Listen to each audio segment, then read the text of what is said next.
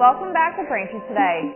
I'm Martha Konstandinidis and you're watching BCAM TV. Now we'll be getting into our latest stories from the week.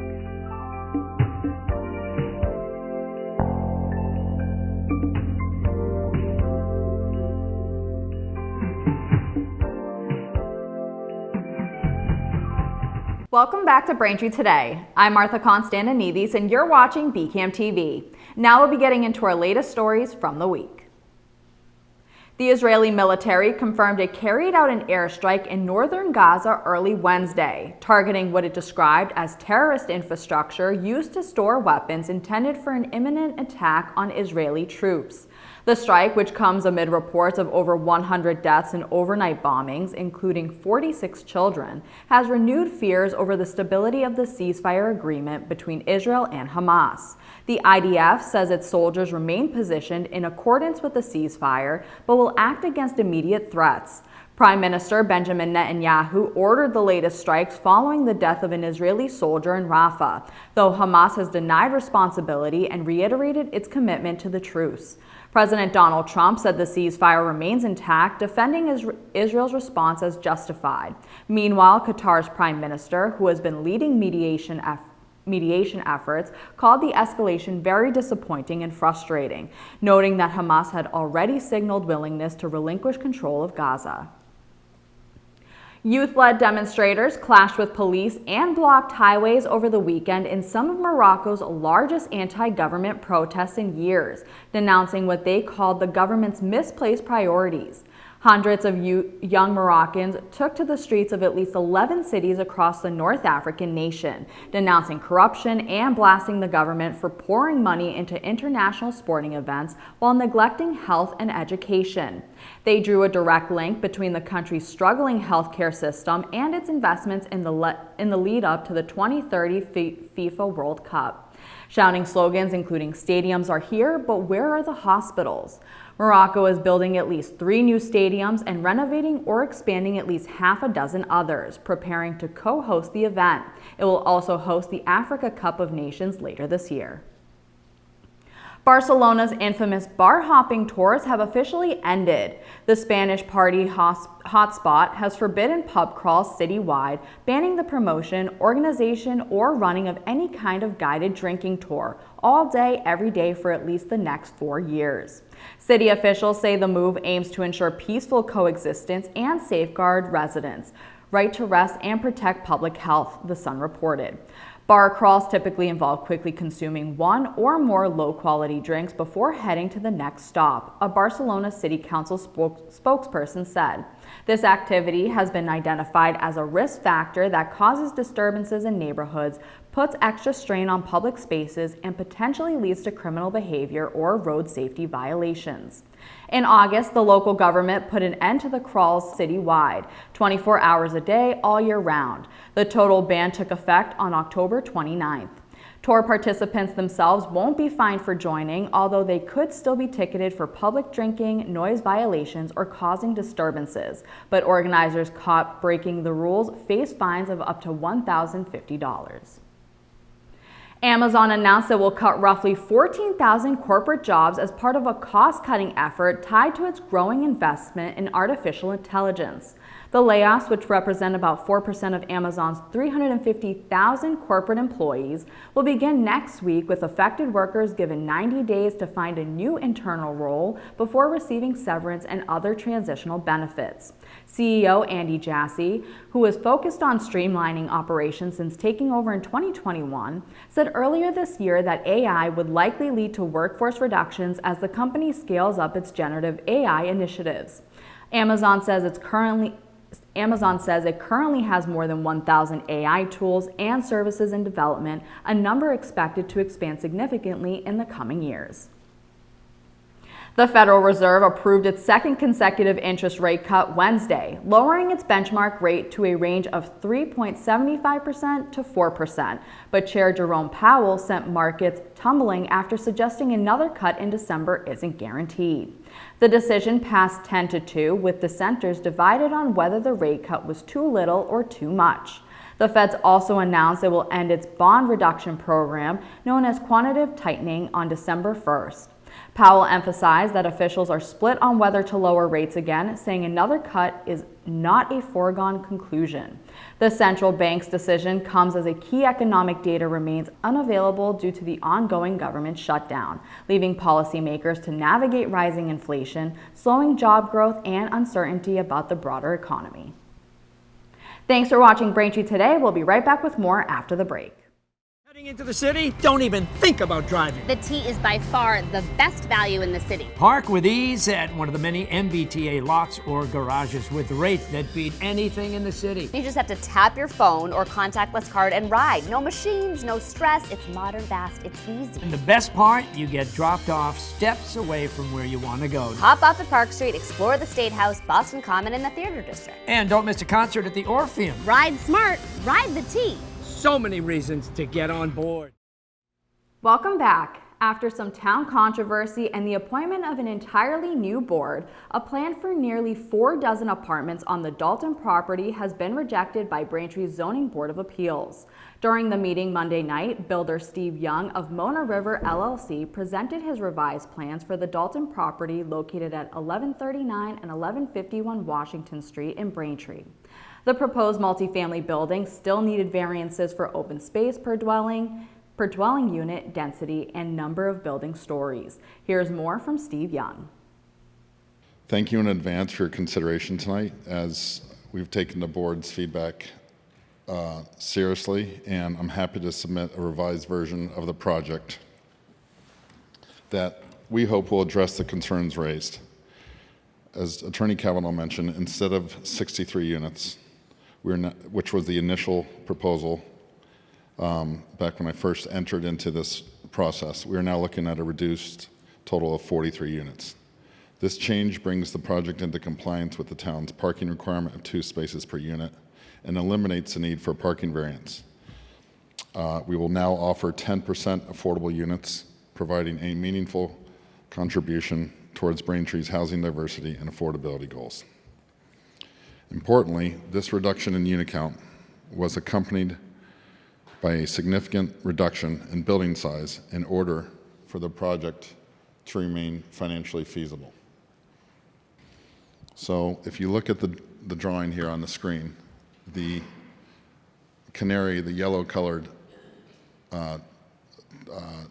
shading rectangle represents the allowable building limit dimensionally. You can see on the left there's a 50-foot building height, and then the dashed lines are the property lines, so 10 feet side yard setback. So by right, that's how large the building could be. It could fill that yellow envelope. If you focus now to the right of the entry, that wing has been substantially reduced.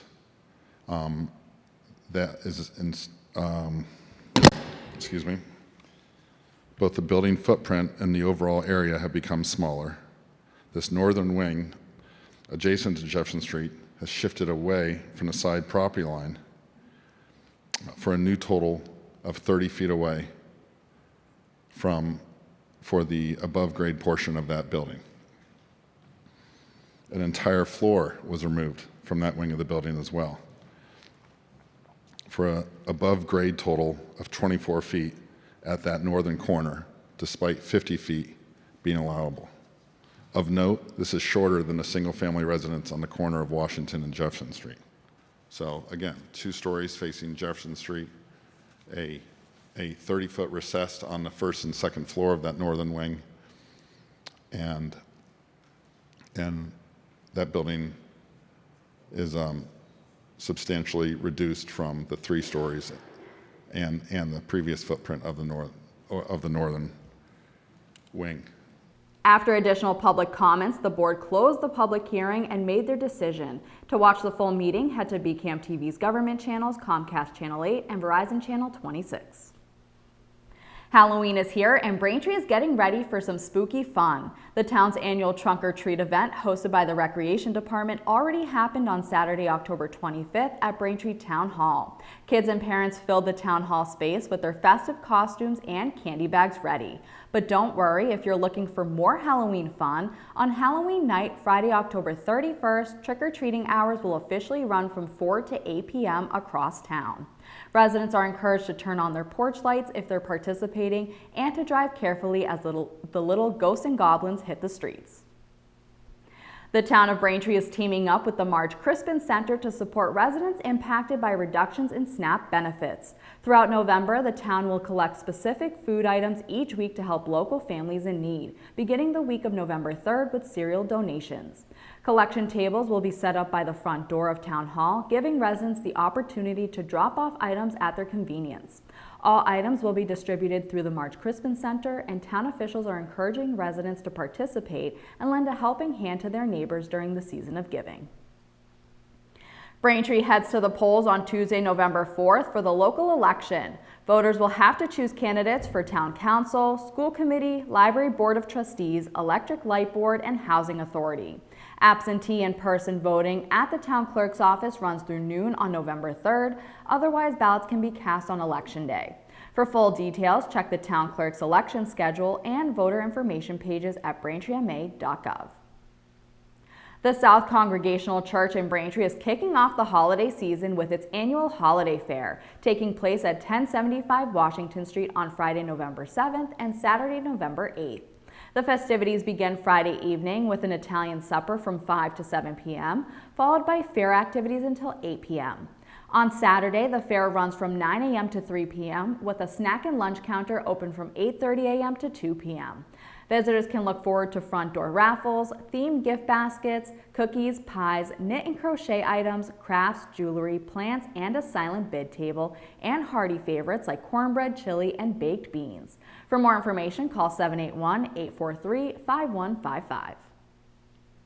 The Braintree Senior Center is offering a full slate of weekly programs and special events for residents 60 years and older this November.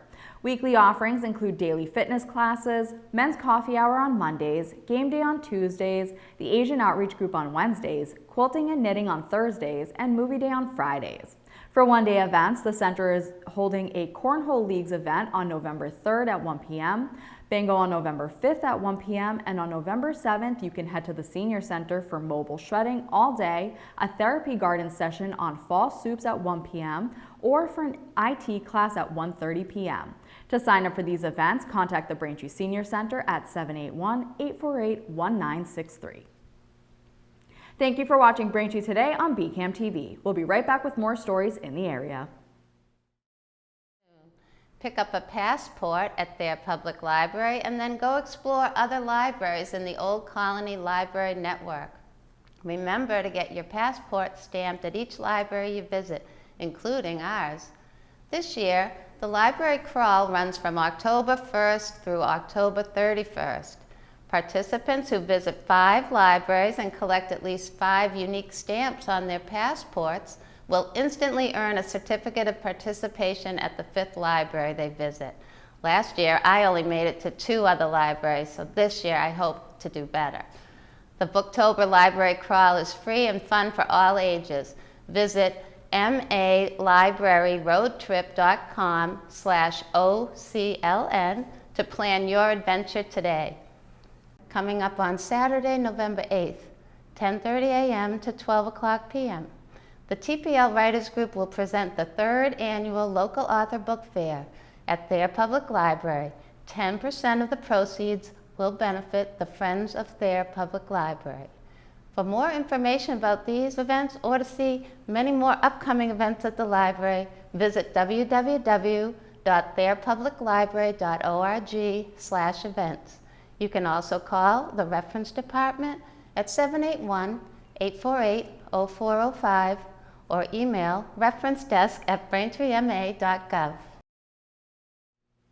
Welcome back to Braintree Today. Now let's get right into more stories. The MBTA is continuing major infrastructure upgrades on the Red Line next month as part of its ongoing track improvement program.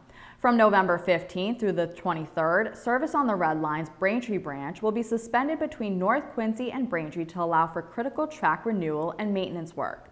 During that time, free and accessible shuttle buses will replace train service, and riders should plan for at least 35 minutes of extra travel time.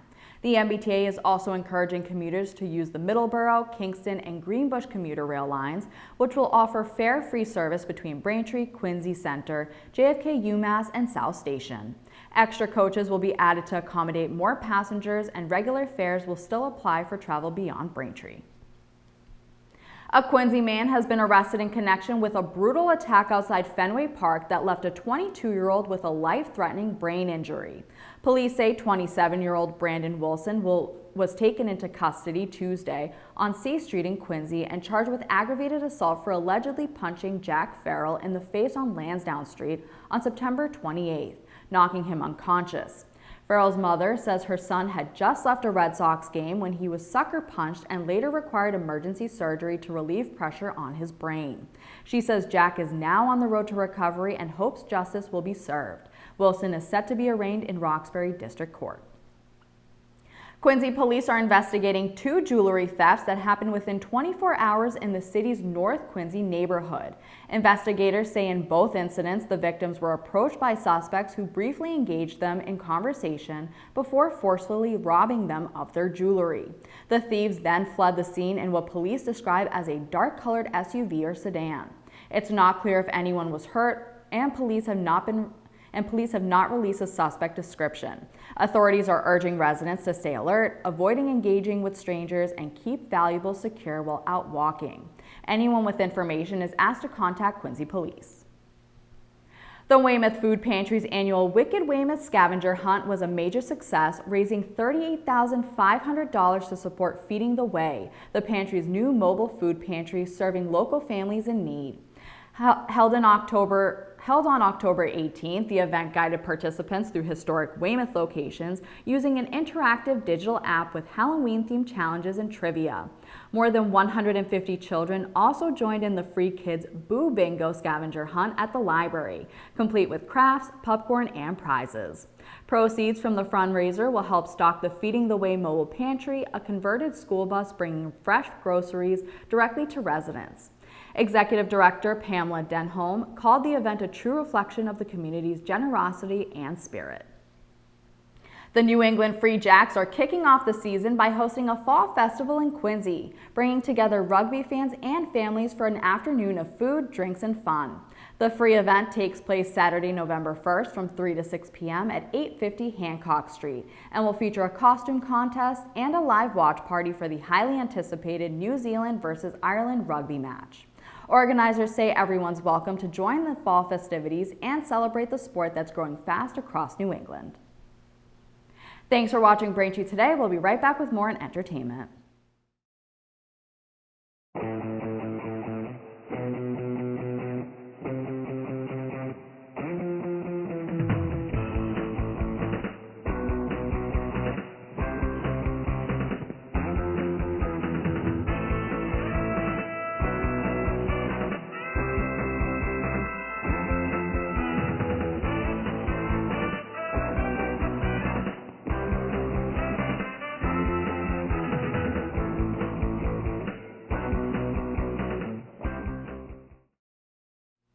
Welcome back to Braintree Today. Now here's some spooky movies you won't want to miss this Halloween. First, a classic from the 90s, Sleepy Hollow. Directed by Tim Burton, based on Washington Irving's 1820 short story, The Legend of Sleepy Hollow, follows Ichabod Crane, a New York City police constable who is sent to investigate a series of murders in the upstate village of Sleepy Hollow.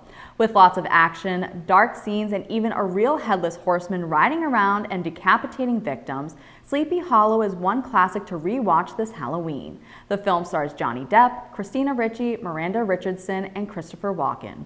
You can watch Sleepy Hollow on all major streaming services. Up next, another classic, Ghostbusters, or for that matter, the Ghostbusters franchise. There are now 5 live-action movies in the Ghostbusters universe: the 1984 original Ghostbusters film, the 1989 sequel Ghostbusters 2, the 2016 Ghostbusters movie with an all-new female cast, the 2021 Ghostbusters Afterlife, and the 2024 Ghostbusters Frozen Empire. When a bunch of scientists become parapsychologists and start ghost catching, they become the Ghostbusters. So grab your proton packs and start catching some ghosts. All 5 of these films can be found on all major streaming services. And finally, the 1991 sleeper hit, The Silence of the Lambs. The psychological thriller film directed by Jonathan Demme is considered one of the greatest and most influential films of modern time. Silence of the Lambs follows Clarice Starling, a young FBI trainee who is part of the behavioral science unit. She is recruited by her unit chief to help hunt a serial killer named Buffalo Bill.